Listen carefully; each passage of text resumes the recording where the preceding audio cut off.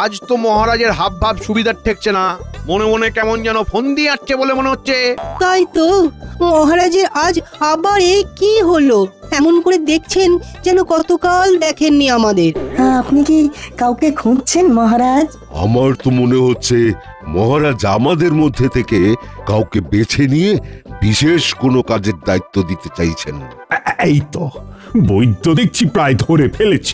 আর এমন কি সাপ ব্যাং, এতে আর ধরাধরির কি আছে? আছে আছে, আমি সত্তর এক যজ্ঞের আয়োজন করছি, আর সেই উপলক্ষে আমার গুরুদেবকে আমন্ত্রণ জানাতে যেতে হবে। এমন গুরুত্বপূর্ণ কাজের গুরুদায়িত্ব কাকে দেবেন বলে স্থির করলেন মহারাজ?